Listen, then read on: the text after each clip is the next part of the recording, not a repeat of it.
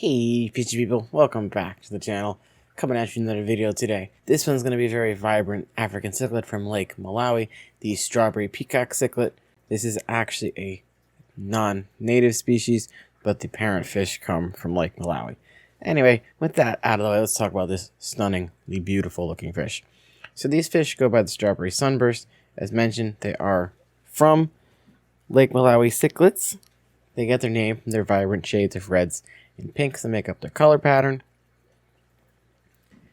And since they are from the Lake Malawi African cichlid family of fish, that means that their pH is going to want to be between 7.2 and 8.4, with a temperature range of about 74 to 82.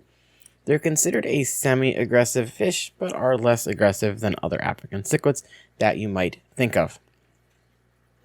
They're going to occupy, the bottom to middle part of your tank and get around 6 inches in length. So for your tank setup, you're going to want a sandy bottom with some rockwork and a little hiding spots, but you're going to also want to provide them with plenty of swimming space.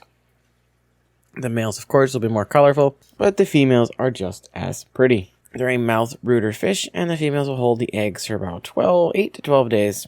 So those of you that might want to try breeding them, there you go. You're going to want a group of 3 to 5 females for every male as an acceptable ratio.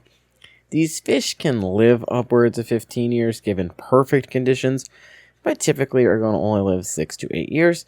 Minimum tank size for these guys, I'd probably say a 75 gallon to give yourself extra wide berth there with tank parameters and conditions of your water, and also because they do get to that 6-inch size. You could probably get away with a 55, but if it was me personally, I'd want to start out at a 75. Give myself a little extra wiggle room there. So these fish are an omnivore, so they'll do well with both a meat and plant-based food. Something flake-wise, I'd go with an extreme community flake, mix in with an extreme cichlid pellet or a Hikari cichlid pellet. That's what I would feed these guys personally. And worms and animal meats, you're going to want to avoid those because those will cause your fish to end up with Malawi blout. And you're also going to want to feed these guys smaller meals a couple times a day, to avoid that Malawi blout issue.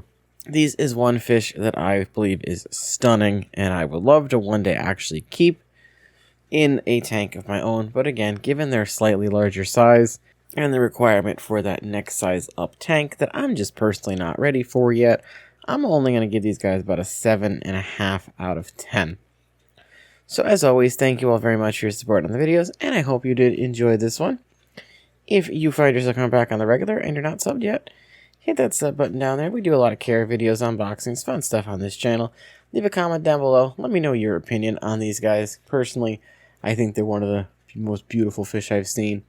They remind me of like a glowfish pink, but of course this is a more natural way of getting that kind of fish than how glowfishes are, genetically bred. Anyway, if you liked the video, leave a like, and I will catch you guys in the next one.